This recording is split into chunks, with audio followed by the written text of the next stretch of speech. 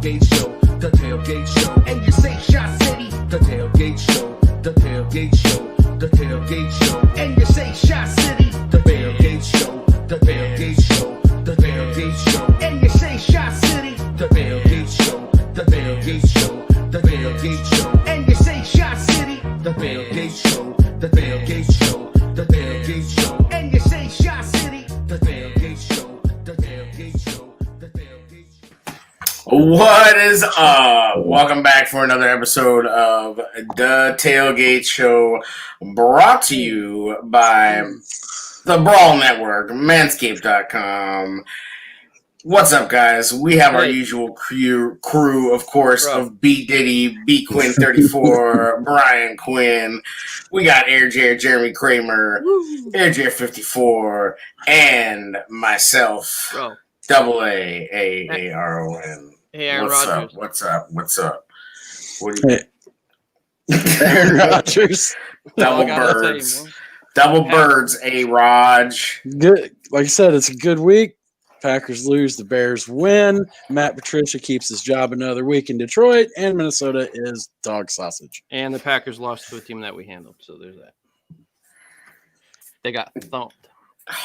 All about y'all. Well, Yeah, man. I mean, let's talk about us. Fuck them. We'll Yeah. talk about them later. I'm gonna talk about them bitches later. Yeah, man. I mean, we are 5-1. The Bears are 5-1. Talk about it, man. Jared, how did this game go down? Talk about it. Turnovers are contagious. I called for a +3. We went +2. And if you count the turnover on downs, +3. You get a big play in one game, it carries over. This defense is on fire. Yeah. Kyle Fuller's playing at a different level. He's in a different realm. Matt got some sack attack, and Bilal got in there too. yeah, he did. Yeah, he set the tone. He set the tone right away. I think Mike Davis, in fact, not all that. Mike Davis had some tough runs, though. I mean, He had some nice patient runs. I'll give him that. he did, and he had that fourth down pickup. But back to the defense. I think what you are starting to see is a defense that now is beginning to know where the others are. Mm-hmm. They're starting to develop that court awareness, field awareness, if you will, not basketball, field awareness that allows them to become that opportunist team, They're red They zone suck basketball though. Vilma was talking about 3-point shooting half the game. Right. Vilma just talks too damn much, man. Every now and then one out of every 3 of his points is a good one. But it's like, dude, you just, this isn't baseball. You can't talk that much and say that much stupid stuff, huh? You know they used to play in the NFL because we heard that about 50 times. Yeah, craziness. The red zone defense, how the linebackers and the corners and the safeties all trade each other off, really beautiful. I mean, you could really see where everybody's covered in the red zone. Yeah, they're playing really well, but absolutely, Jalen needs to improve between the 20s with all that. He had a rough game. That's all right. He also has amnesia. He's still playing fantastic. I'm not trying to take swings. That PI was garbage though. That was he had his bat. He was turned to the ball. He had great coverage. That was on him. That the Panthers up on the one that was bullshit. Yeah, but he also got beat pretty bad by Robbie Anderson, and I don't know what he was doing. I don't know. I got the sense from him that his effort wasn't amazing in this game, or he seemed tired or something. It just felt like he was flat-footed a lot more than we've seen him at times. And with 4.39 speed or something. Yeah. I mean, I guess that's what it looked like, but he just didn't seem like he was ready for that speed. It's I don't know. I mean, whatever. They made a few plays. Bridgewater mostly looked like crap. He's elusive and he's not quite quick. you kind of like think he's quick, but he's like straight line. His straight line speed's all right, but his jukes are like in slow motion. Well, I mean, you want to talk about uncomfortable. slow motion jukes? Let's talk about Nick Foles. Oh God! It's like Bro. a 3-yard run that would never end. It's What like, a good. let's just say a rosary or knock wood or whatever you want to do that this man Nick Foles survived this game. That offensive Like, line's bad. that man. offensive line is letting this guy get rocked, and we knew this was going to happen because this is what happens with a guy who hangs in the pocket. But he has no time. Rashad Coward, are you kidding me? Yeah, after we thought, we went into this game thinking that it was going to be bars. I thought it was going to be bars, and then they moved Coward. Fucking been bars. Like, Rashad Coward, are you kidding me? And he's on the other side. Was there something wrong with bars that wasn't reported? I don't know. I thought he like started off a little rough last game, but I thought he got in there and got comfortable. Rashad Coward has pictures of Nagy and somebody, dude, because I don't understand how this guy manages to. Poker, man. Leno played like shit. The whole line played like dog shit. Except for Massey, for the most part. Yeah, but I mean, how can you even, like, that's like, sorry. He's I know it. It's terrible. He's the best. He's like it's like, oh, wow, look at you. Like, you're the best of garbage. Like, and I think that's the story of this game is that Nick Foles making plays in spite of this atrocious offensive line. Like, there were spots in the fourth quarter where we got some rushing yards finally. Yeah. But then they don't stick with it. 3rd and 2 late, and you've got a chance to ice it, and you don't run the ball to force a timeout by the Panthers. You throw it, so they get to save the timeout, which luckily it didn't burn us. Yeah. I mean, Teddy's a giver. He likes to give them gifts right to DHC. So it is the same O-line that Mitch had to deal with too. And if we want to make that argument, we made a lot of. Were there points in but the O-line doesn't help. Were there points in the game where you're like, I wouldn't mind seeing him come in for a play just to run something different, like a no. Because I think because even despite the line playing bad, and is that Foles still has 2 or 3 drives a game where he gets it rolling. Like, whereas brutal though. Brutal. Yes, but almost every one of his interceptions and near interceptions were because of insane pressure. Now, he probably shouldn't have thrown it, so I'm not giving him a pass. But the thing is that I feel like they're still not getting the running game going because the only way they got the run game going was with Mitch under center. And with the way they're running things now, if they only run when they're under center, it's not going to work. Like, this is, Foles is just not an under center quarterback. Well, I'm telling you, their offensive line alignment is not helping their line at all. I'm telling you. I showed you that video. I fed him out a little bit. It exposes his inside shoulder. The defensive tackle gets inside of him and just does a club on the inside, and he's done. He's toast. Yeah, they were really nice. When we started getting rhythm, Montgomery had some nice runs though. He had some good catches, and I liked how they were kind of leaking him out of the backfield for little slants and whatnot, but a lot of his runs, man, especially, he just does not do particularly well with the whole like shotgun draw thing where it's like you kind of fake you're gonna maybe pass pro, and then all of a sudden it's like he just sticks it in your gut and you just go, and it's like he just doesn't seem to do well with that. Like, I still really question his vision behind the line when he doesn't have a play that's flowing a certain way for him to follow. And even when he does have his patience is still in development. It's like you need to either be patient or you need to make a quick decision. But he's like, his first step is a juke.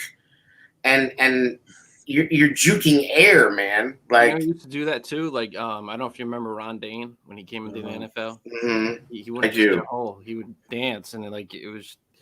But Monty proved in college he had a horrible offensive line, so I expected this to be a guy that could make his own yardage a little bit more. Yeah, it's just I'm not that worried about him. I think it'll be better, but he doesn't trust the line.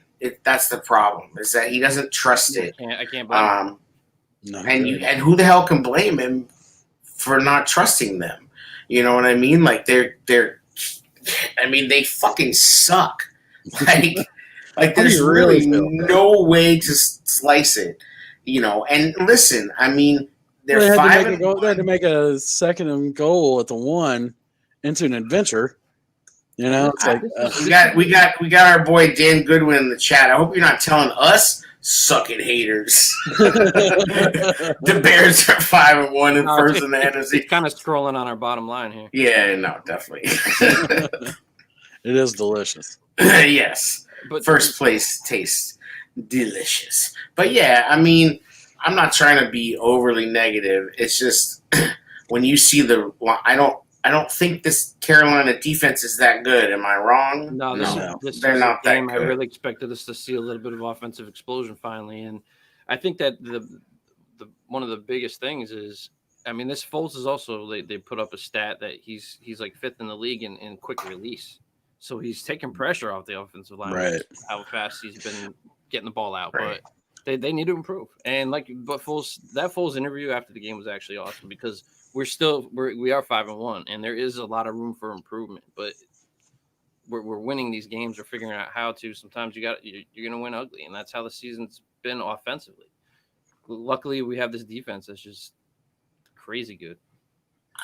Well, and I think that like I said, with Foles, how he tends to have a couple of 2-3 streaks a game, you know what I mean? And yes, they're more inconsistent, but I feel like he at least right now they were 7 for 14 on third down. That was really important. It should have been 8, right? But Anthony Miller gives up a first down, trying to make a play. I understand it. Yeah, but sometimes you just gotta. Yeah, we're gonna talk about MIA Anthony Miller for sure. But I just think, you know, that what the offense, when Foles is running it and at least they're doing that, converting third downs, that's just big for this defense.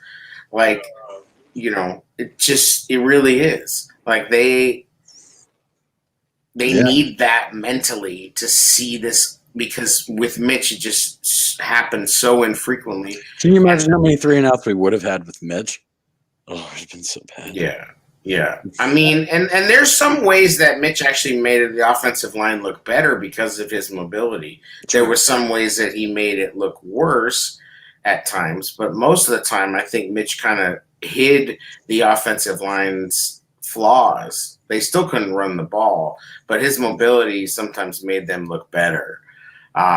Which, you know, you do sort of wish that, I mean, unfortunately, like, Foles was already slow, and I think if it's even possible, he's lost a step.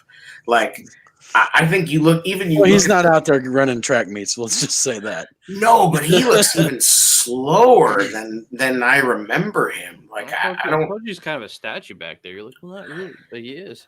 No, my point about him not being a statue is just that he's able to slide and step up. I didn't mean he was going to, like, roll out and be fast, but I don't remember him being quite this slow. He's never been that much of an athlete. But at least he stayed in bounds and got a first down, and that was huge. I mean, that was a weird-ass play. This offensive line, they almost got that flea flicker intercepted. Like on the flick. Yes. Like, I was worried that it wasn't going to get to Foles back from Montgomery. Like, I was like, oh my God. And then all of a sudden Foles just like that was so hideous. I like the call there because if you go back a couple games earlier against Tampa, they ran a flea flicker against Carolina and it worked well. So I do like the attempt, but it was executed. I just don't know about the rollout flea flicker. That was a trip to me.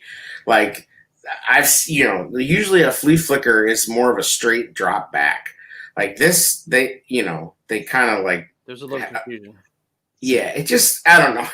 They can't block anything right. I mean, let's be honest. Like, I'm sorry. Like, Juan Castillo, bro, we gave you a minute. We like, but you have no talent. Dude, there's no talent for him to do anything with. It sure doesn't look like it. Huh? Castillo wasn't there today either. Yeah, well, but what is he really doing during the game? He's our run game coordinator. It's him and Laser, right? So, I mean, like, everybody keeps crapping on Nagy. Right. Nagy did give that part of the... Supposedly. Well, they said that... Allegedly. Whatever you want to say. Well, remember when we found out that Helfrich and Heaston were in charge of the run game right after they got fired? It's like, oh, by the way. Sense, doesn't it? Like, remember that thing that you hated? Well, we fired these guys for it, so it's all good now. By the way, you guys want to hear the Foles presser? Yeah. The Foles dropped it like it was hot. And here we go. That good Foles. Maybe. Whoa. Are we all blacking out? I'm not. You'd rather win ugly. I think that's the common thing. So I think it tells you a lot about our team. Is this who we are offensively? We want to improve. We want to get better. We want to have rhythm. But ultimately in the NFL, it's about winning games. It doesn't matter how you do it. It just matters that you get it done. If you put up 50 points and you lose a game, those 50 points don't mean anything. So right now we're winning games. We're playing together as a team. We can improve. I think that's exciting. If we were winning these games and playing perfect and they were this tight and we're playing perfect, what do you do? Where do you improve? I mean, then we're sitting here, it's like, man, I guess when we just, play those teams, it's just not going to happen. Well, right now we have a lot of areas to improve offensively once again, but we are figuring out ways to, score and get points and move the ball and do those things. We can fix what we're doing. It doesn't happen overnight. Offenses don't get fixed overnight. Sometimes they don't get fixed throughout the course of years. You've seen in the NFL, there's been teams that have been bad offensively for a very long time. We're not one of those teams. We're a team that's young offensively. We're growing. We're getting to know each other. We're figuring out who we are, and we're doing it at the right time. And as a team, we're winning these games. And I think that's what's important. Now, we're not going to get complacent and say, hey, man, we're 5-1. This is it. No, like we're sitting there in the locker room after the game talking through it. Hey, we got to be better here. This is what we got to do here. Communication here, route running here. Hey, we got to be able to run the ball here. We know that. I know you are going to ask those questions. We know that. And that's what's exciting because we don't have to have y'all say, hey, you doing this? Hey, we know. But we also know that we're going to improve because we believe in one another. And that's what great teams do. Great teams find a way to win a game. Bad teams win with prettiness. Great teams win no matter how it takes. So I'm proud of our guys. I think we're continuing to improve. Are we where we want to be? No, we're not where we want to be. But I'm excited about our offense. I'm excited about the guys that are there. I like the communication that's happening on the sideline. I love the passion of the players. Most important, they care, and we're bonding. We're getting to know each other. That's football. Like, you don't just go out there and play football. You got to care about the man next to you to make those plays. So I like where we're at. I know we're going to improve. I believe in our staff. I believe in our players. And I'm really grateful to be a part of this organization. What a dude. He gave it to him. You're on mute. And He's fired, man. He's fired to fuck up. damn, Foles just dropped a sermon on their ass. Yeah. I mean, You didn't even let it keep going. that's what I had. Oh, because he went up and said, there, you can write about that. I was like, He should have just dropped the mic. Be like, Dan Wiederer, flap on the forehead with the BDN. yeah, he got a little hotter during that. I liked it, man. Mitch would never. Like this is a leader. And yeah, but no, like that's the kind of thing that you can do when you have the gravitas of a ring. Like when you have won a ring, you have won Super Bowl MVP, unless you're Eli Manning, and Eli's still a weirdo. But most people would become a badass. You know what I mean? Because you can now say and pretty much do whatever you want. And you just throw your Super Bowl ring and your Super Bowl MVP. They didn't come off like that. This came off like a guy that's he's passionate and he's a leader. Right, but you have to have a certain amount of gravitas to pull that speech off. You have to have a certain amount of gravitas to win a Super Bowl too. That's what I just said. The reason he has the gravitas is because he won the Super Bowl. You have to have the gravitas to win a Super Bowl, though. Right, but not everybody has. I mean, there's been some dopey-ass quarterbacks that have won a Super Bowl. Yes, see Trent Dilfer. Eli Manning.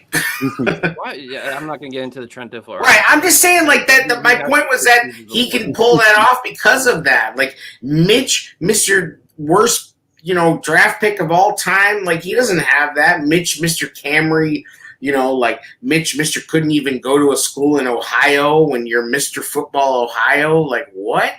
Like, Mitch don't have that. Mitch doesn't have that, like, in him. He's got the, like, rah-rah, break it down, fight for the man next to you, brother, small, like that shit. But he doesn't have anything like it. He's, he can watch Friday Night Lights and get all hyped up, but he doesn't have that. Yeah, like, he doesn't, I just don't think it came off like, look at my ring. I didn't say that. I said that he can do that because he has that gravitas, that respect. I don't think he came off like that at all. But it still takes a big old pair to just drop that like that. Just to take over the Zoom meeting and say, boom, here's my nuts. Right. Go ahead. Like, and it's, it's like sometimes in some ways I think the Zoom has kind of made. Speaking of nutsack, use that promo code BRO for your 20% off on manscaped.com. I think that the Zoom calls have kind of, in some ways, made players a little more real. Mm-hmm. Maybe. Or maybe we're all just so used to interacting with people in this kind of setting that now that feels more real to us. I don't know what exactly is happening, but that's the kind of speech that, like, I'm disappointed that he wasn't at a podium and like a real press conference, because that would have been some, that was a rim rocker right there. Boom shakalaka. Yeah, I just say, like, that's inspiring, man. Like, he went on to say after the game, we're trying to get this right. We're talking about things. We know we have to get better, but we're still winning. We're still a good team, and right. There's a lot to improve on, but we're 5-1, man. Right. And honestly, like, it's just so nice to hear another voice. Like, I'm so sick of Nagy's voice. I was so sick of Robo Mitch and his crap. Like, he started to get a little more natural this season, but I was. Did you make a Robo reference? Yeah, I was sick. I was just sick of these dudes' voices. So it's cool to hear another voice. Mac doesn't talk enough. I love Akeem. If Akeem could do every presser, I'd love it forever. But it's just cool to hear the quarterback have a voice that we respect. I mean, when is the last time you heard a quarterback press conference by a Bears quarterback where you were like, oh, snap, this dude has us? You know what I mean? Like, he may not be playing perfect, but I felt moved by, it's like, oh, like Mitch used to wear a cute sweater and he had that minute where he was like Dick a sweater guy and we were like all hyped about it. Pressers. Yeah, but not because he like came real or correct. He came real, but it was like real surly. Are you gonna take your bow now, Brian? We're waiting patiently. Cole Kmet. Yeah. Who is that guy? Made a big boy catch. Made a couple of them. I think they should have used them more today, but damn, they tried hard not to score that touchdown though. Like, like they call a timeout. Dude, can we talk about how they had a delay of game out of a timeout? Like, what is going on? What? Like, I thought Foles was going to snap. He's got his mouthpiece up there, and he's just like, what just happened? And it was loud. He said it was loud. It was the crowd noise. Yo, shout out to the Bears diehards that were in that crowd. There were a lot of Bears fans there, fucking representing. Yeah, Jared's going to be in Tennessee. I'm thinking it over. I'm scared of that game already. Derrick Henry went off. Yeah, against Houston, not the greatest. Yeah, I know. And we have a way of taking the best backs and humbling them. So I'm not that, but that's that was I'm going something. to give you props to AA because Mario Edwards has been very impressive. He's taking advantage of the fact that other guys are getting attention. He got a sack. He's getting in there. It's another guy you have to account for. Mario Edwards has put together 2 damn solid games. That guy Ben Fennell on Twitter, Ben Fennell NFL or whatever, did like a little tape thread on him. Yeah, it was showing, really good. Yeah, like dude can play, and call it what you want. I wish that somebody, I think I'm stealing this from Waddle and Sylvie, but somebody said something like, we need to get to a point where Pace is only allowed to draft defense. And I don't think we'll ever get to that point, but dude can scout defense. And I know we gave Fangio a lot of credit for it, but Fangio hasn't been around, and he's still been making nice moves. Now he still has, what's our D-line coach's name? I can't think of it. Rogers, Jay Rogers. Jay Rogers. Yeah, he still has Jay Rogers, and that's been a through line all the way through. So maybe it's not Fangio, maybe it's all Jay Rogers. I don't know, but whatever. Pace hired Jay Rogers. Either way, the defensive scouting and that collective that works on getting free agents and is just clearly in draft picks is just clearly head and shoulders above the other side. We're producing. All of his defensive guys have produced. And he hasn't signed him or drafted him for the most part. Yeah. They've produced. Yeah, I mean, although I will say this, I've been a Buster Screen defender. He had a good position, and he was just behind him. He just got beat. Got beat off the line. Buster Screen is and now listen again. I don't want to be overly negative, but Buster Screen didn't have a great game, and Jalen Johnson did not have a great game. And we still won by 7. Damn, but Fuller almost did it again. He should have done it, dude. That was such a rip-off. Could you imagine if 2 weeks in a row he dropped the boom like that? Oh, I'm telling you. I was yo, he is he didn't test him, did he? Didn't test him. No, he went after Jalen. Had a pick 6 before I got called for that PI. That was PI though. He was over the dude's back. Yeah, it's the same play that Allen Robinson had a dude crawling over his back, and that was just fine. We're getting. I don't. Refs. That's what it's about. You got to be consistent. I agree. All in all, though, I also got to go ahead. Not a terrible game by the refs, but no.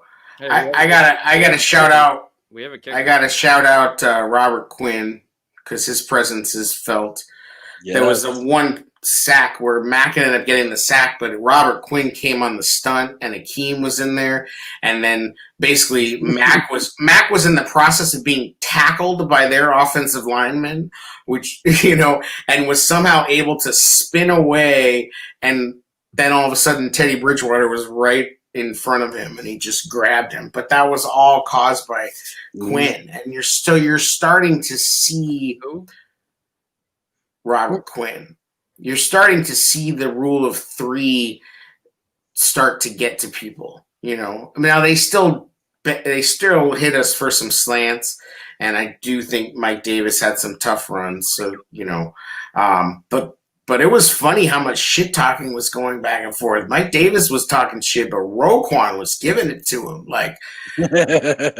he was. Apparently Roquan had himself a damn fine game, and much shit as we have been giving Danny Trevathan quietly the last 2 weeks.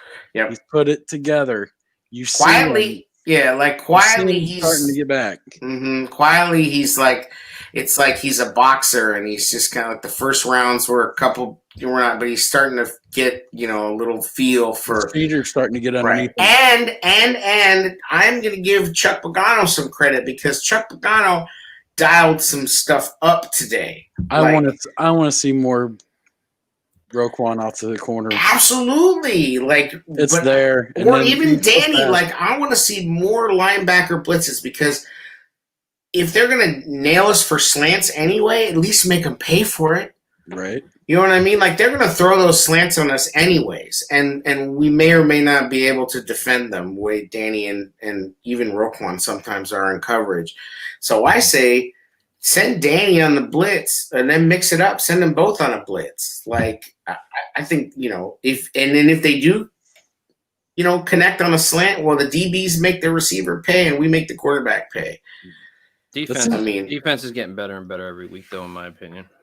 Right, and they're getting confidence. Like that's what I knew would happen from this Bucs game was the amount of confidence that defense got for beating Tom Brady on a national stage. You can't understate that. Contagious, man. Turnovers are contagious. Right, and they're starting to believe again that Superman is on their squad. Like, and when you come across on that little drag route, Kyle Fuller is going to be there to knock your ass out. Absolutely. Like these dudes are starting to believe that that they're back to like 2018 stuff. You know what I mean? Like because that's that's how that defense got rolling off of that first game when Khalil Mack came out of the tunnel and just like dominated from start to finish. And even though we didn't win, that just let them know that, bro, there's a different type of dude that you play with, and he is capable of making some bananas things happen. And I think that's the swagger that they're playing with right now. Roquan's flying all over the place too, man. Like, he's having feasting. Absolutely. I mean, he is a guy though that when he gets that lather going, he needs to watch out for the penalties because he wants to throw people to the ground. Like this isn't Georgia, you know what I mean? Like he needs to remember that. Thank God it ain't Georgia. Did you watch that game? Jesus. right. But I'm game for a half. Anyway, he wants to. He almost grabbed Mike Davis and like ripped his helmet off at one point. Like, and you could tell he pulled up, but he's getting some attitude to him. He's not just smiley little Roquan. No, he's starting to like that. Yeah, I do too. He's starting to get that attitude. I'm like, I'm about that. And I think Jalen's got that attitude too. I think although he had a tough game today, and I felt like maybe his effort wasn't always there, but. Again, I think he was just playing a guy that was very, very fast, and he's just a very explosive receiver. Yeah, that's true. I'm probably selling him short. And Bridgewater gets the ball out very fast. And Rule does he does scheme guys pretty well. I mean, you got to give him credit for that. They got a nice thing going for the future there in Carolina. Yeah, I think the game's probably different with McCaffrey there. Oh my God! Like thank goodness we weren't playing against McCaffrey, but like, is it though? I mean, that coverage unit, dude. There was times where you caught Teddy patting the ball. There's nobody there. And they dropped 8 a couple times. Like what about 55% completion? 60? Oh yeah, like it was like the third quarter, dude. It was like the third quarter, and dude was like 8 for 15 with 1 pick. Like he was. They dropped 8. They were like, "Yeah, well, go ahead, try it." Like and potentially, you had the Eddie Jackson robbery again, part 2. And one thing I am a little jealous of is Robbie Anderson, right? This one trick pony guy that was just a speed receiver. They've been able to take him and develop him into a pretty damn good receiver. I know, right? The knock on him was just straight line. He was just a straight line speed guy. I just that's the one frustrating thing.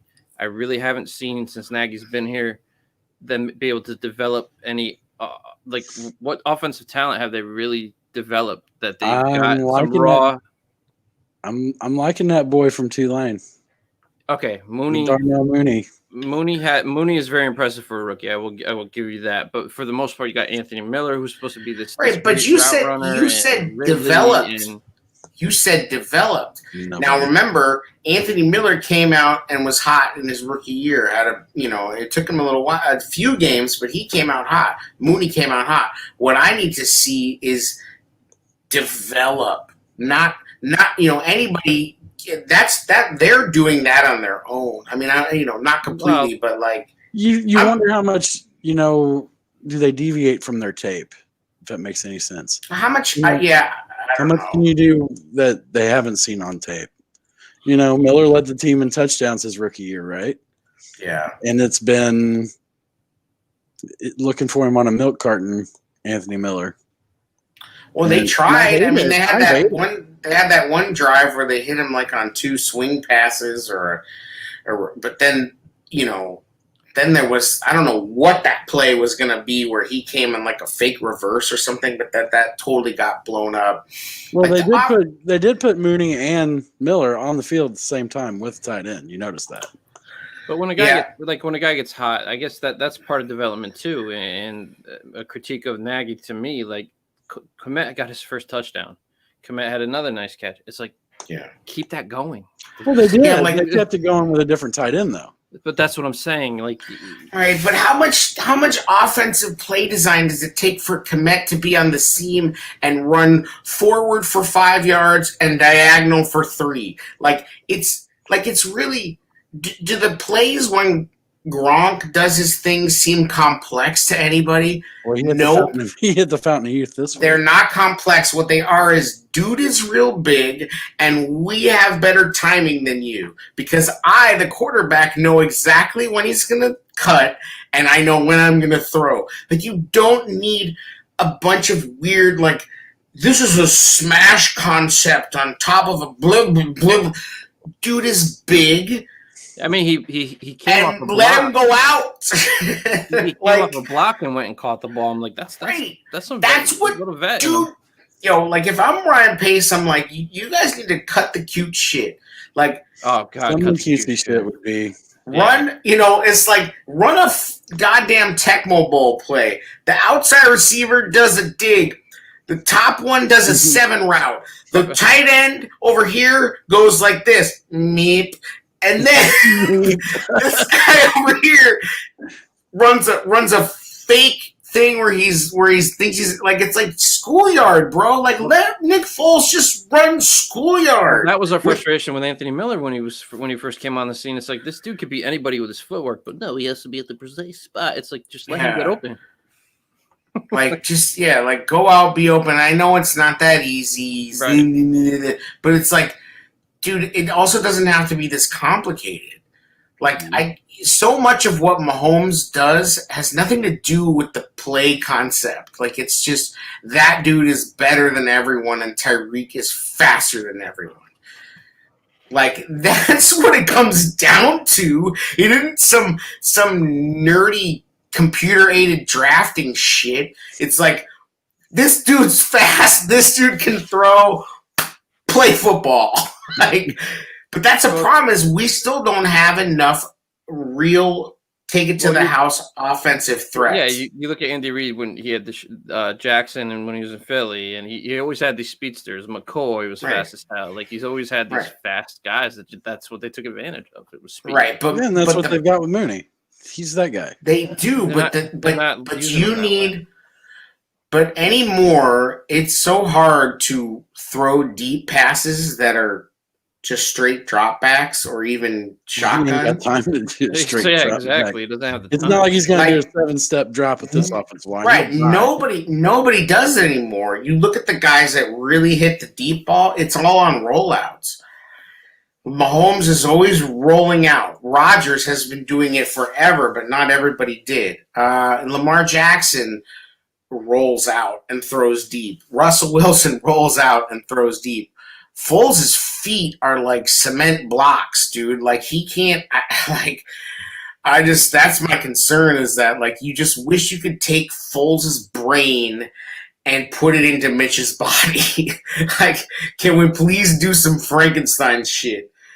We used to say this about Chase Daniel. But now, if you could somehow, like, rig something up so that Foles could, like, drive Mitch, like some sort of virtual reality simulator, like, control his body, we would have, like, a quarterback. And you really hope Mitch is really taking in what's going on in front of him. I don't give a fuck what Mitch is might, doing. You might need to give a fuck at some point in the season. Fuck, I know you're so right, but I don't want to. We're playing. I mean, I don't want to care about that, dude. I get that, but you just hope Mitch is taking in some of what Foles is bringing to the table with his leadership and just absorb. He needs to be a sponge right now because we may have to go to him. I don't want to. I want Foles to play the whole season. Trust me, but the reality Did you see crazy ass Mike Furry jumping like 10 feet in the air on that little floater that he threw to A-Rod? Like that dude is such a freak. Like, what is he doing on the sideline? Like that guy. I mean, it was a nice play. Like they had a little, kind of a screen route, and A-Rob just kind of floated out there, and it was like, it was nice. I mean, listen, 7-14 for 14 on third down. Nick Foles said it best. They're getting better. They're having to build this on the fly, and they're 5-1 while they're doing it. Yeah. And everybody can say this or that, but it's like, who did the Packers beat? They didn't beat anybody, and they got their ass cracked tonight by the team that we beat, by the way. And then we say, they weren't healthy. Whatever. They had plenty of people. Gronk played against us. He also played against them. And he had a big game against the Packers. The Packers made Gronk look like old Gronk. Yes, he did. So you hate to see it. It's just like it's little things though. Like the Panthers had trouble with like crack tosses leading up to this game. We didn't do that. Why would we do that? Right. You know what I mean? Like it. My thing is Nagy is still caught up in this idea that he's now going to get to run his offense and show that he can do something. You know what I mean? And he's legit. That's the problem, is that he's trying to use Foles to justify himself at this point, and he still is too proud to realize that, like, bro, you got to run the ball come hell or high water. And he'll sit there and say it. I know I need to run the ball. I'm not an idiot. But he doesn't do it. Like, when push comes to shove, he won't do it. You got to get the O-line going too, though. I mean, like I said, the best way to give an O-line, to get an O-line going, is to give him a little confidence and believe in him. You don't believe in that. We got somebody in the chat. It's Derek. People love to make excuses but can't argue facts, and the fact is we're 5-1. Hashtag the Bears. This is true. Right. We are 5-1. We're not mad about it. We're not sad about it. No, but we also came unapologetic. We came off of 2018 that we really thought we were going to take the step to the next level. 19 was rough, right? We're looking at the bigger picture, and we need to see improvement from this offense, I think, because now we are 5-1. All right, so we make the playoffs. If the offense doesn't get better, we're going to be in trouble in the playoffs. I don't know, man. Come on, man. I don't know. This offense, you tell me this offense is better, worse, the same as 2018?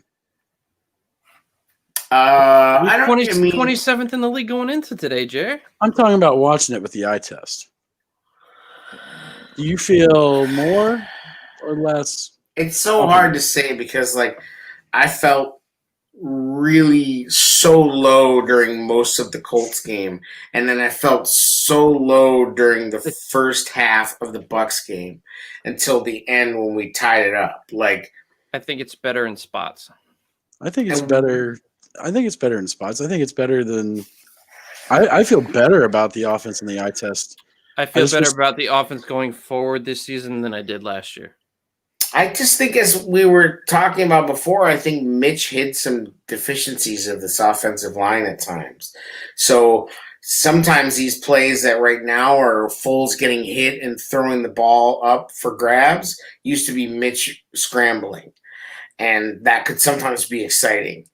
Now it's like this is the alternative, and it sucks. So, I think that's kind of the problem, is that, like, we're at a point where, like this last post in the comments, Darnell Mooney looks amazing. He does. For a rookie, he looks great, and he looks good in the run game. He got around. But somebody needs to tell Nick Foles that Darnell Mooney is not 7 feet tall. Like, what I know, it's like Nick Foles' whole thing is like throw the ball up and let his guys make a play or whatever. Like that's his deal. But like Foles was like throwing the ball so high to Mooney. I mean, he made a great catch on that one. If he doesn't catch the first one, that's a pick because that was such a high pass. And then he tried to catch the other one and almost got it picked off. And like, Harris had a bad drop. Like that was a terrible drop. It hit him right in the hands. Like, that's the kind of drop. That's the kind of drop that gets Cole Kmet put there. Right. I mean, damn, let's go. Like, I mean, I know Harris is a pretty good blocker, but maybe not anymore. So Kmet's done pretty well on pass protection. Yeah. I mean, if there's anybody that's going to get a chance to be replaced, it's going to be Harris. It's like, as much as I know we need to run the ball, I feel like Nagy knows they just can't. Right. Like, and unless they go to what they were doing with Mitch, which was eminently going to get beaten eventually. We were not going to be able to go the whole, and that's why Nagy made the change, because we were not going to be able to go the whole season running that garbage it was good. It was exciting to us because we suddenly got run yards, but it wasn't going to last. For where Mooney was drafted, I really like the kid. He came into this game with 160 yards receiving on the year. Let's not crown the kid yet. Right, that's what I'm saying. Is like we get so damn excited. Looks amazing. He has 160 yards receiving. Right, that's how sad the Bears' offense is. That we're that's what I'm trying to say. Like, right, he has a ton of potential. We get it. I like him. Right, but that's where we're at. Yeah. I mean, to us, he looks amazing, but we're the poor. No, like, he has a ton of potential. He has a ton of potential. I do like. He's getting under coverage. You realize that, right? So what does that tell you? Of course he is. Thinks of him. Right, Allen Robinson's on the field too. Yes. I like Mooney. I'm not saying he isn't going to be really good one day. Putting the argument out there. But here's the problem: is that we gained a Mooney, but we lost a Miller. That's a big problem. It's huge. It's like, where is Anthony Miller? Like, that dude was a guy you were excited to watch every week, and now it's like I'm like struggling to find him on the field. This is not what I wanted to have happen. Like, I want them to leave. Like, I want them to have Mooney and Miller and A-Rob on the field together with Graham or Kmet. Where's Ridley at? Yeah, bro, nobody knows. Stop. Nobody knows. Like, what a crock, bro. Like, they're just saying, like, thank God that Foles is. Interesting. Huh? I didn't see Wims at all.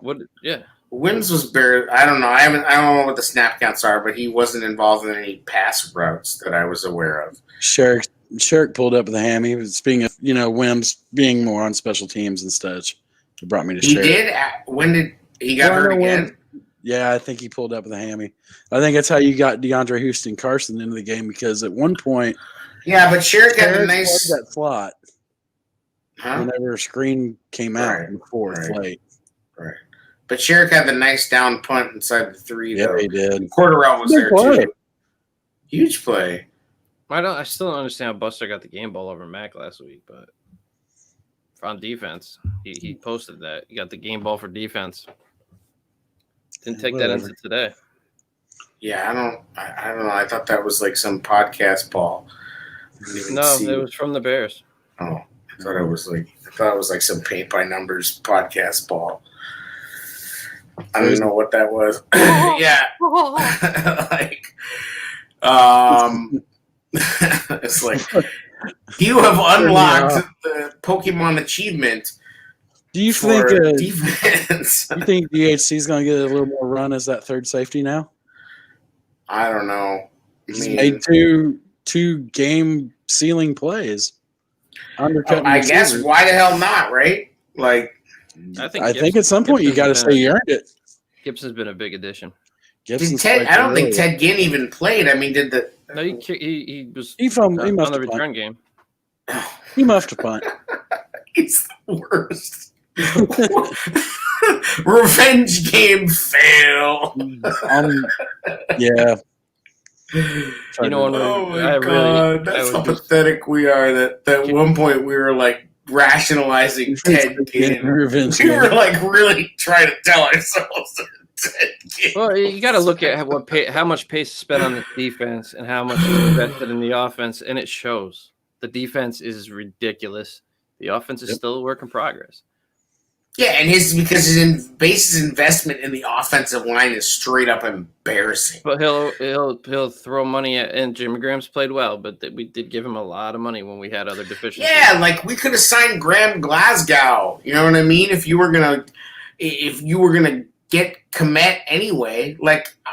I mean, listen, Jimmy Graham has been a solid red zone threat. He's got 4 touchdowns. He had a couple nice plays today, a couple nice third downs. They're starting to find ways to hit the tight ends on some underneath, like just some different things. He also gives you another veteran on the field like A-Rob. So absolutely. I'm just telling you, none of us thought Jimmy Graham. Well, I mean, you had an idea that Jimmy Graham would be a little something. I knew he was going to produce. I give you credit on that one. I didn't see it, but I just felt like he was going to. Like I didn't think he got enough chances, and I just think he had some in the tank. But I really like Komet though. They need to use him more. That being said, I just, we also have money in the damn bank. Why didn't you sign, ultimately right now the other free agent tight ends haven't been doing shit. So Graham, number one, looks better than most of them. He's a hell of a lot better than Ebron. I don't think Austin Hooper is doing dick for the Browns. He had a couple of plays last week, but but he's not living up to any big damn contract, and they got, it's like if you can't get, something going when you got Jarvis Landry and OBJ getting all the attention, and Chubb and freaking what's his face. Well, they got some attention today. Oh yeah, they did. Yeah, well, it's all shit is all sweet for the Browns every. All the time, and then they go to Pittsburgh. They got that steel curtain hurting. They haven't won in Pittsburgh since 2003. That's rough. Crazy. Hey, you got an HMD go to the game there? Oh, wait a minute. Before we get to that. Cairo I was going to say, a guy won a job this week. 55 yards! Without doubt. Woo! 55 yards. Unbelievable. We're going to forget who Eddie Pinheiro even was, bro. Who? People will look back on the kicker circus and be like, huh? That's an epic. You look back at it now, it's an epic fail. Absolutely. It's an epic fail. Yeah. Jamie Cole, you suck. You're fired, bro. Right. We just went back to and that's the stupid thing is it's like kickers are like relief pitchers. You just don't know. You just gotta sign the guys and hope that they stay hot. It's like I feel like kicking is kind of like a golf swing. Like when it's out of whack, they just can't get it, and then they get it back into whack, or like some relief pitchers have a hot season and then they're off. Like I feel like these middle to lower tier kickers are just kind of like that. It'd be our luck. He's just really good with barely anybody in the stadium, and then next year the stadium gets full. And fuck it, man. We're trying to win this year. I guarantee you it doesn't hurt. Kickers probably love that the most. So what a sequence to lead up to that. You take the timeout before the 2-minute warning while you're on defense. Mm-hmm. They score. We march it down, run the clock nearly down to 2 seconds? Yeah. When we score. You give them 2 seconds and we convert a 55-yard field goal. That would have been good from about 57, 58. That is progress right there. You want to talk about offensive progress? That's some shit that we were not capable of in recent memory since Robbie Gould. Foles marches him down. Yep. And does his thing. That's why I said, when I asked the question, do I feel better about this offense? Yes. Yeah, I do. I agree. Right, But and maybe it even goes further to cementing the idea that Cairo Santos and Nick Foles have exorcised the demon that is Cody Parkey. I think it's official after this week that shit is over now because they already did it in Slay the Tampa the dragon, game. eh? Hell yes. Okay. The monkey is off their back. that's not where my game ball is going, though. I have to give it to the defense as a whole because they continue week in and week out to keep us in these games. They fight hard. I mean, it's sometimes got to be frustrating. Pick one. Don't take the easy it's the defense. Out. The defense has us at 5-1, man. You can't even take Cole Kmet. I know the offense has come back. Give you a layup. I'm giving it to the defense. The defense can all share it and club dub and pass it around. You know how many little football painting elves are going to be up late, like painting all the footballs for the entire defense? Why couldn't you just pick one? They're painting little pictures of Marshawn Lynch falling backwards into the end zone on footballs. Agreed, Derek. They did exactly. No, Derek got my point exactly. It was a collective effort. They played great, and they got this one done for us today. All right, I'll let you cop out on that one since it's not a cop out, bro. They did whatever. Sit on your. You get an award. You get an award. You get an award. Let's go, Oprah. I love this defense, man. When you gonna get your Quinn jersey? Quinn? Not yet. He's not gonna do it. Not even gonna spend the $30 from DHK. My son wants one, but maybe I'll get him one. 30. That's like the high end of DHK. They go for like the $18. 30. I'm not fancy. I'm done with the jerseys for now. Yeah. There was ever one to get though. I've got like 16 jerseys. I think I'm good with jerseys for now. I'll give my go to the game to the special teams of Santos and Pat O'Donnell. O'Donnell had 2 great punts. Yeah. Damn near got one blocked late again, but he got it away and flipped field position, put the defense in a position where the offense is going to have to go 90 yards. So you got the law firm of Santos, O'Donnell, and Scales. the law firm. I like it. That. I like it a lot. And you know what? Like I remember, and I'll own this. I remember talking about how maybe Patty O need to get cut because he was making a ton of money for a punter. Patty O earns his money when somebody blocks up front. Yeah, all right. I mean, that's not his fault if he gets a punt block. He's had a really good year. I will say that. He had a great year last year, to be honest. Other than like I think maybe 1 or 2 kicks, like that dude puts it down. Yep. And the operation of the punt game is strong. Like, you know, Scales is a good snapper. I don't think you ever see any issues between the two of them. Now, the field goal kicking, on the other hand, like I just gave Tabor a compliment, which I regret. Speaking of good snapper. Huh? All I heard was good the key to good snapper is keeping it clean. And there's that promo code. Make sure you keep it clean to get that good snapper by going to manscaped.com. That's right. They'll get you set up with the perfect package. The Lawnmower 3.0. The Patch Adams. The perfect Patch Adams. No, go to manscaped.com. Use the promo code BRAWL. Save 20%. Free shipping. Get you that good snapper. Get your swerve on. It's very tasty. Get it right. It's cold. Like I said, it's cuffing season. It's tasty like first place. Delicious. Oh, yeah. That 5-1. Hey, who you got for your HMD go to the game? My HMD go to the game. That's a good question. I'm going to give. He took the defense. I took the special teams. No, I'm gonna give my HMD. I'm gonna give my HMD go to the game to Nicholas Big Nick Energy Bartholomew Jehoshaphat Foles. Okay. Because dude is finding a way. 198 yards, never felt so good. I mean, he's just finding a way.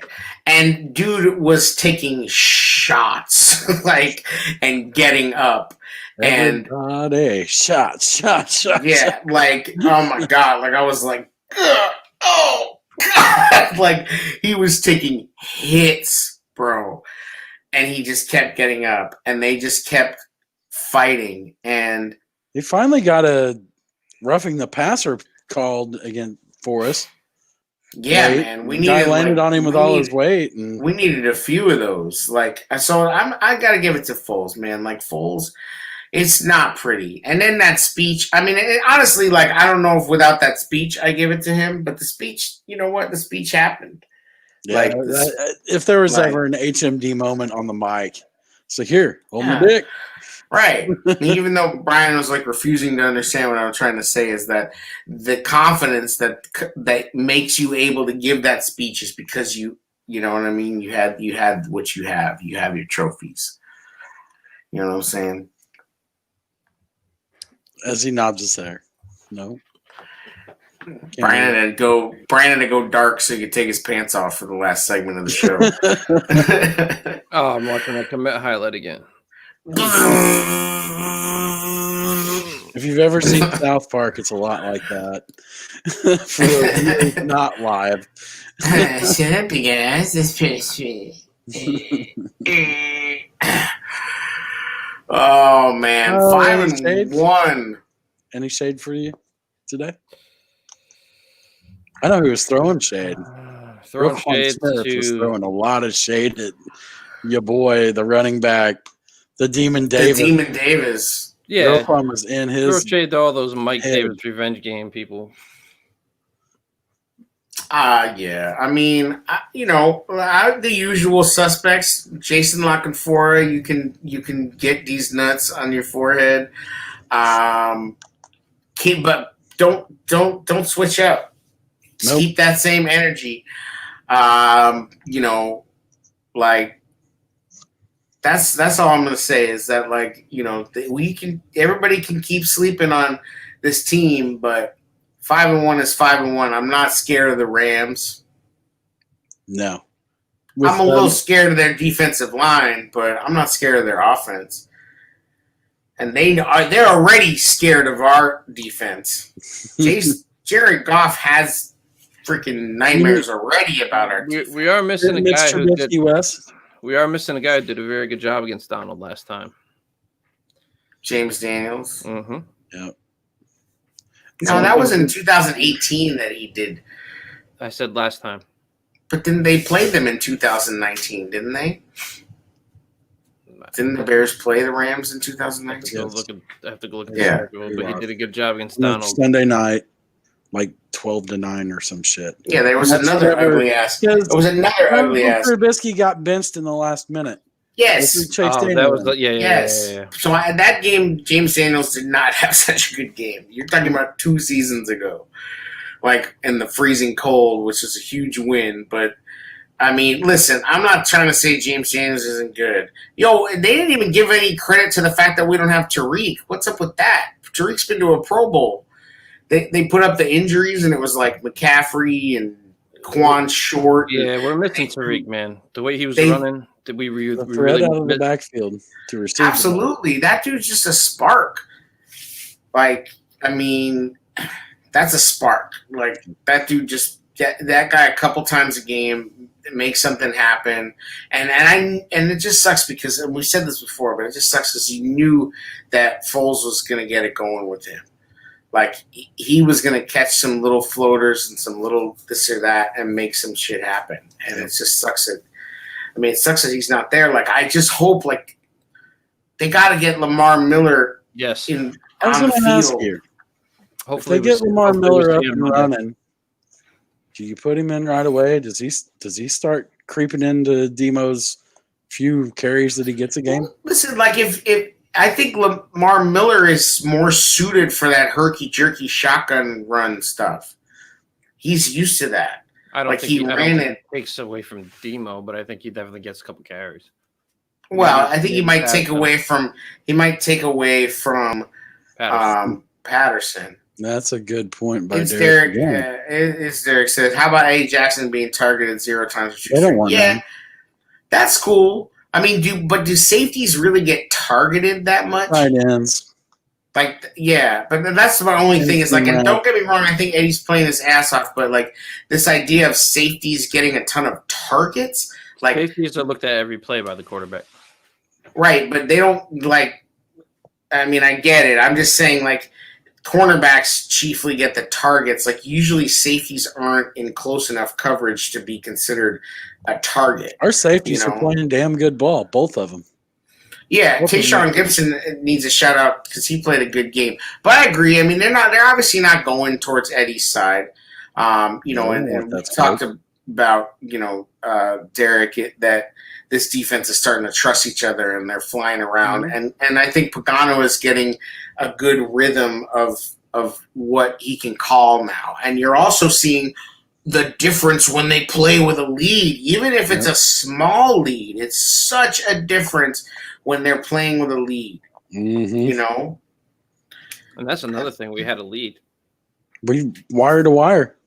Right. And I'm just saying, like, no matter what the size lead we have, the defense is plays differently when they have one. It's just palpable. Pagano calls it differently. They're just flying around like they smell blood, just like Max said, we smell blood. And that's what it is that, like, and Bridgewater was doing a good job of stepping up and not getting sacked. I mean, he really was because the pressure they were putting on him was insane. The scramble where he runs out to the right and then he sets his blocker up and it's between Roquan, screen, and him from getting his third down. And he's Roquan and screen. Roquan holds him, tangles him and holds him and keeps him 2 yards short of the first down. Absolutely. Just another big play in the game. I don't know. I was just thinking about that when you were talking about it. Fuller with the tackle on the goal line. That was balls. On the Bridgewater. That was mean, Jack. Fuller is playing his ass off right now. That dude's on a different level. Like, Derek says Teddy B had a great game considering the entire offense was getting feasted on the whole time. Yeah, I don't know if Teddy B had a great game, but he impressed me with the way he was able to escape. And they were getting pressure with 4 people, Yeah, and that's what we want. And that's what we wanted. So it was like flush him out or hit him or both. And he did end up making some good plays, but they stopped him on third down a lot. They did get us on that in the red zone on that false that neutral zone infraction. That was close, but they got him. They got Akeem, I think, and Nichols. It's crazy. But, I mean, Bridgewater was scrappy too. I think their defense was better than advertised. I'm not going to give it all just that our offensive line sucks. I think the Carolina defense was better than advertised. That Jeremy Chin can play now. Well. Yeah. That's a baller. Like that kid. That was Diddy's baby. I liked him. He loved Chin. Yep. You look at Antoine Winfield is balling and Chin is balling.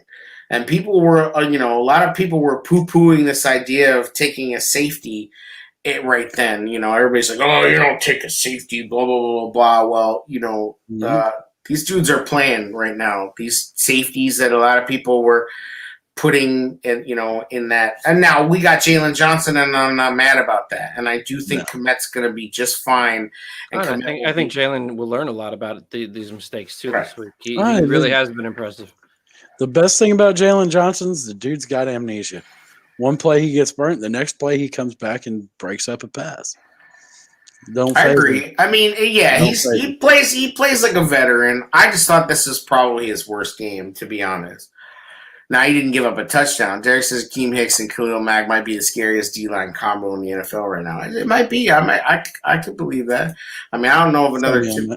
But that's what they were hoping. That's what Pace was hoping, was that when Quinn came in here, you were going to have that rule of 3. You're going to have a 3-headed monster, and it's starting to come into form. It's got to keep them healthy. And they're starting to. I don't like go there. This defense needs to stay healthy. Yep. Yeah, I got definitely scared when Eddie looked like he was hurt there for a minute. But Like, I like that "Ugh." we're coming in waves. You know what I'm saying? You got Urban and Nichols, and then you got Right, Edwards playing well. Then you see Matt get some sacks. Then you right. see Quinn get something. And you see Vaughters make some big Vaughter, play. Mingo again, man. Mingo pissed me Like, off on the one run where he gets turned inside. He had the outside leverage. All he had to do was stay there. yo, but he's But he Barcavius stayed there. Mingo. Like, you can't tell me that you were expecting to see He this much. jumped inside the block. Okay, All he had to do but was stay there. Marcavius Mingo is giving us so much more than we True. thought he was going to. I didn't think this dude would give us shit, and it's kind of like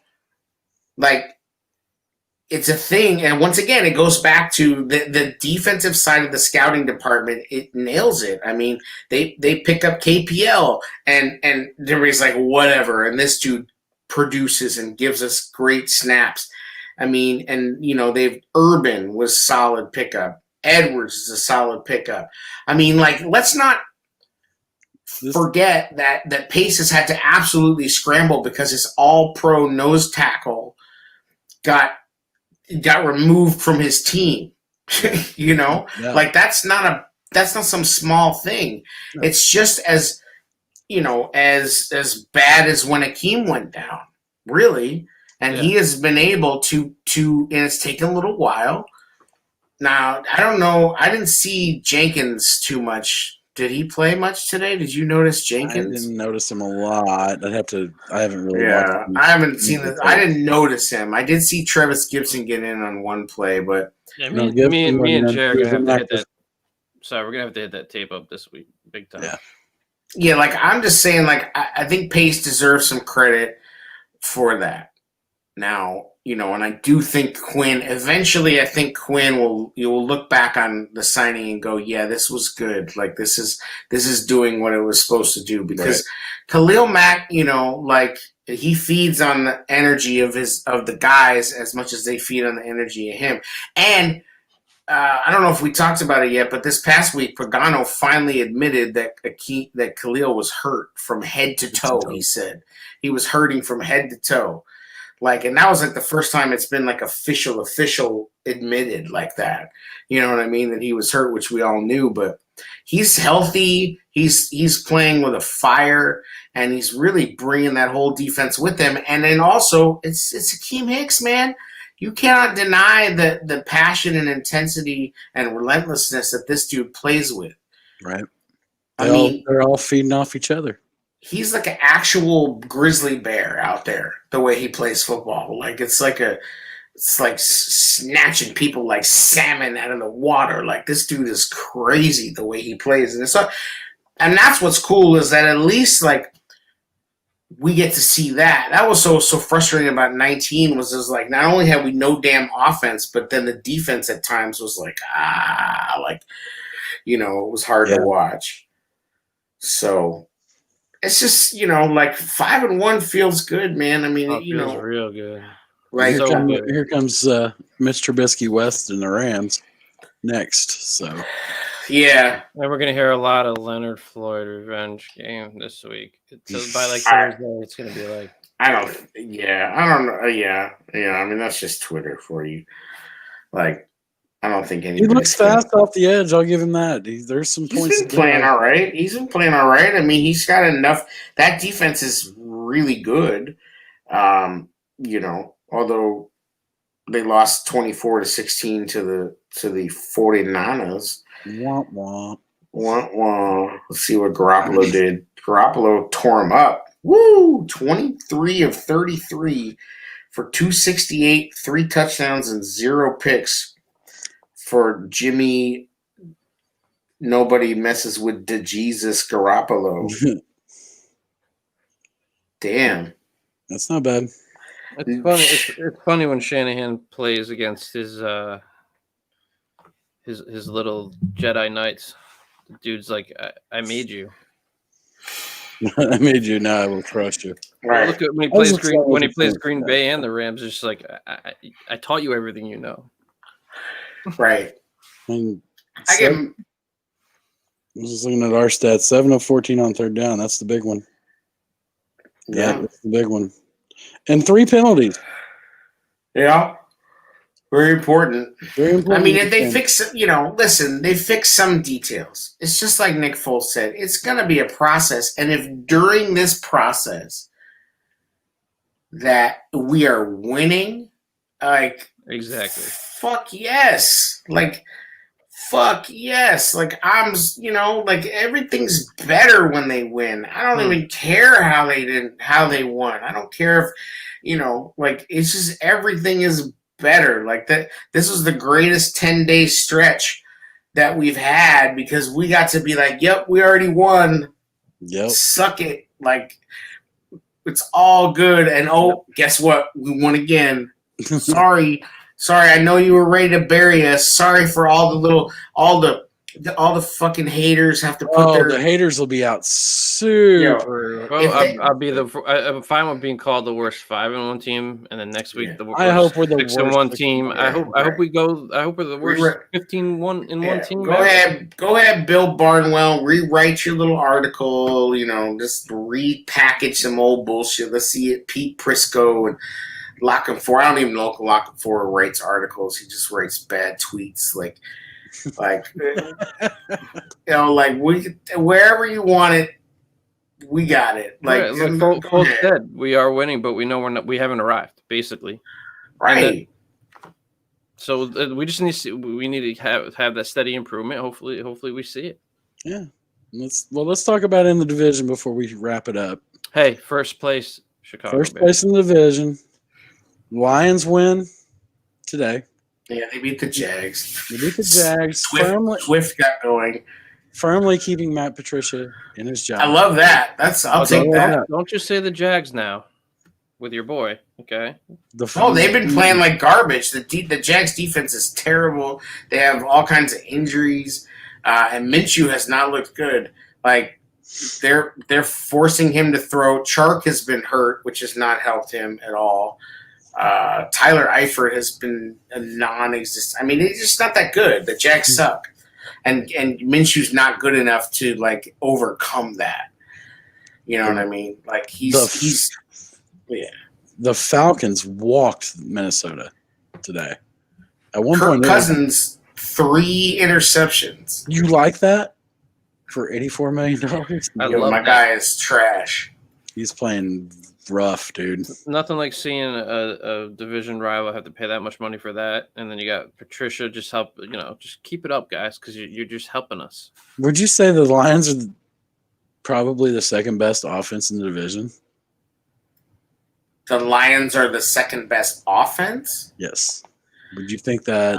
Yeah. Okay. Yes. Sure. I could buy that. I mean, they were saying today that Galladay and Swift both went over 100 yards, and I think it's like the first time that's happened since like for a long ass time for the Lions. I was trying to think of when the last time that happened for us was. It had to be like Forte and Marshall or something. Like something whack. 100-yard receiver and 100-yard rusher in the same game. Jesus. I feel like it had to go back to. I mean, I can't think of who would have done it when Jordan Howard was on the team. So it really has to go back to like Jeffrey and. I wonder about that Minnesota game in Halloween, and it might have been Jordan Howard that did it. No, that Tampa game we had to have that. Not rushing. Not from rushing. 100-yard rusher and 100-yard receiver. I don't think we had a 100-yard rusher in that Tampa game. Yeah, we probably did. I don't believe so. And then go ahead. Sorry, I didn't mean to jump all over you. No, I just don't think we had that. But yeah, I mean, yes. I've said that the Lions have the second best offensive talent in the league, and I would actually put most of their skill. Like if you put Galladay and Marvin Hall and those dudes on the Packers, like Aaron Rodgers would have a field day. All right. And we got to go to the creme de la creme, the Bucs taking care of the Packers. Hell yeah. How much fun was that? I sat back with my victory beers, and it was just like, oh, this is great. Great, man. They made Gronk look like Gronk of old, and the defense gave up 38 unanswered. They just ran the ball too. Yeah. Like it wasn't really Brady. It wasn't really Brady. Their defense is trash. They have no linebackers. They have a half a safety. Like, We had over 100 yards, but we didn't have that. You're right. That's what I'm saying. We have not had that in a long ass time. 100-yard rusher, 100-yard Jordan receiver. Howard, 25 yards that game. Yeah, but I knew we didn't run the ball that game. We didn't even try. Tariq had 53. Yeah, I think it was like on. It was the. I think it didn't. I don't know, but I don't think it was on a lot of carries. Anyways, but yeah, I mean, I have been saying this since the start that the Packers defense is trash. The Seahawks defense is also trash. So we'll see what happens when they get Snacks in the mix, if he really makes a big difference. But I mean, you know we're going to need to score some points, but we have the defense. And the teams that can score the points, they don't have the defense. I feel pretty good about us figuring out a way to get Nick Foles on track with our defense keeping us in the game. You know? I agree. I mean, Foles has shown that he can command the offense, and he can make adjustments on the line. And I feel more confident with our offense, like I said, than I've felt about. Even though it's not spectacular, it's not flashy, it's efficient, and it keeps the defense off the field. I feel more confident about going forward. Yes, I do. I think they're going to get better. Yeah, I mean they have to, and I mean I think again, consistently they are making the plays when we need them to be made. Right. That's all. I mean, really, again, it's still just chasing decent. Let's get to 24 points. We scored 23 today, and it should have been really 30 if Eddie Jackson scores, or if we just don't turn it right back over after Eddie Jackson. Yeah, we got the ball almost in the red zone. Yeah, and then we turn it right the fuck back over. Like, that's what I'm saying. This, like, it's like, yeah, that flea flicker might have been a good call, but, like, you don't need to do that there. No. Like, cut the cute shit, man. Like, you just don't need to do that there. Like, we're not good enough for that. I know that there's very much the thought process of after a turnover, go for the jugular, go deep. And that's okay. And that's fine, but you don't need to do a flea flicker to do it. I think with this team, I don't know that you need to do that, especially when you're that close to the red zone. I like Matt Nagy as the leader of men. I'm just hoping there's someone that's good enough on this coaching staff that he trusts enough that he doesn't feel that it's a threat to his career that he can actually pass the baton over to start calling the plays. Yeah, you're ready for that to happen, huh? Yeah, absolutely. I've been ready, but I don't know if it's going to happen. I like him as a head coach. If it doesn't happen this year, you know what I mean, I'd like to see us get an offensive coordinator and just take that whole responsibility from him because I think he's a good leader of men. I like him as a head coach. I mean, I hope so. I mean, I don't know. I hope that that's the maturity of him because Andy Reid had to do that, but he also had to change teams. There's also several years later. Yeah, like he also and that's my thing is that I've said this before that I would be happy to stick with these guys, with both of these guys, Pace and Nagy. I would be a little more patient because of Foles. Right. We might have to be a little more patient. Right. But a lot of people are pounding the table for this idea that you cannot trust Pace to pick another quarterback. I'm here to tell you that, and again, it's probably partially for fear of the alternative, but that's reality. I mean, everybody makes choices in life based on fear of the alternative every single day, so don't act like it's like a fantasy world.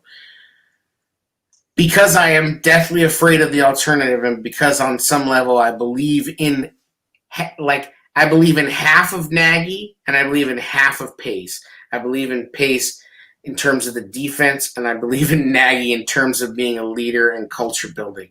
So I'm willing to let these guys grow here and not give up on two young, promising dudes. Like I don't want to give up on Nagy. I wasn't saying. I don't really think we need to give up on either one of them, to be honest. I think they are both young and bright dudes that have a future in this game, and if we are so like we think that we can just find replacements for them, like I'm not sure you can. I think we get a lot of envy looking at other teams and be like, we want that shiny toy, but it's like we've got a damn good toy here. You know what I'm saying? No, I don't know if we have a good toy, but I'm just willing to let these dudes grow because you see that it takes time. It's not. It really takes a lot of time, and you have to be patient. Like, I would much rather be like Pittsburgh and have a guy like Mike Tomlin in place for a long time, and maybe we only win, come close every 5 or 7 years, but we're in the mix all the time. And that's the thing that Pittsburgh's been able to do is, short of Roethlisberger being hurt, they have a great defense every year, and they're in the mix every damn year. It takes time, like with Matt LaFleur and like with Sean McVay. It takes so much time. Absolutely. Like, and that's what I'm saying is like I'm being sarcastic there. But it did take time. And we'll see what Matt LaFleur, Matt LaFleur, I don't think that's fair because Aaron Rodgers is an anomaly. Like, everybody's won with Aaron Rodgers. That defense played pretty damn well last year too. They did. But they were, they thought they didn't need their leading tackler and the linebacking core. Like, I was like, oh, we can just replace him with some bum from the Browns. But I'm just saying, like, I would rather stick with these dudes for another 3 years. Like, let's not act like, I'm with you on that. Like, I don't want to get into the Jason Garrett situation. But I would give them another 3 years. We haven't had this kind of record since Lovey, as far as how many games Mark Grody put up something. Bears are 5-0 versus the NFC for the first time since 2006. I don't know. Did something happen in 2006? Yeah, I think something did. I mean, let's not forget that the '85 Bears started out slow and winning close games. And then not at all to compare, but they caught fire offensively and then started pounding people. and obviously the defense was doing what it was doing, but they won some close, low scoring games at the beginning of the season. Had to come back against Minnesota on a Monday night with Jim McMahon.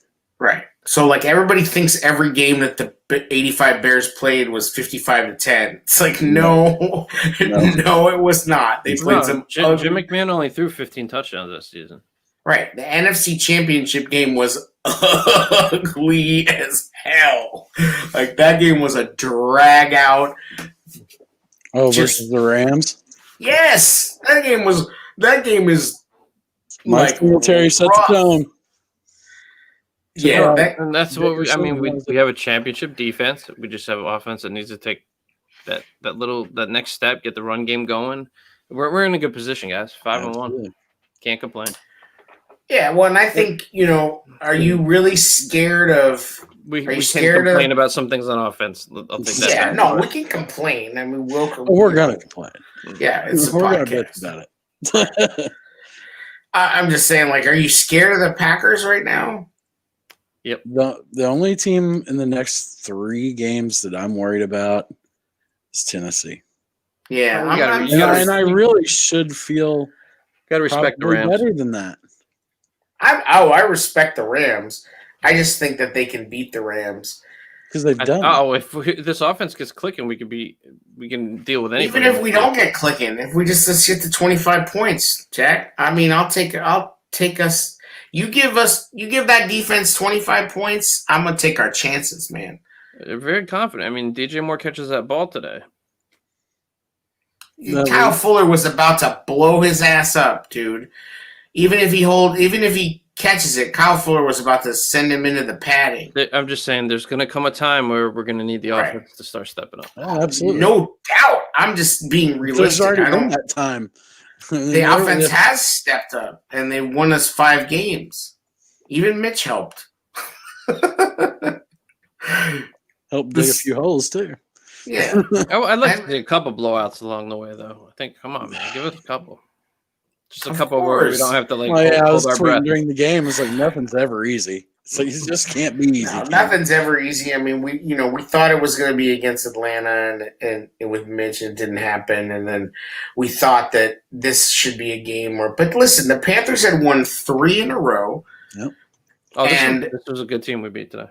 And they were playing pretty inspired football. Like, it's a huge step for this team to take this game and win. Right. From wire to wire. It's not to go without stating. It's a winning football team, regardless of who they played. Right. And I think we snapped the third quarter drought. Hey, we scored points in the third quarter. Oh, that was sweet, wasn't it? Yeah. Like, it went 7-6-7, and I was looking at the score breakdown. I was like, well, I believe AA would be pretty happy with this. Well, we don't have to hear the announcers saying, the broadcast team saying, oh, they haven't scored in the third quarter. It's just one less thing. They're reaching for shit half the time, dude. Yeah. Yep. Yeah, somebody needs to, like, mute Vilma's mic occasionally. Yeah. All right, boys. I think that pretty much wraps it up, fellas. You're going to wrap it. That's it. Just another episode of The Tailgate Show on the Brawl Network, brought to you by Manscaped.com. Use the promo code BRAWL. Save 20%. Free shipping. Thank you very much for listening, tuning in on Facebook, Twitter, Periscope, YouTube. The Tailgate Show. The 5-1 Bears. The Snapper. Pause.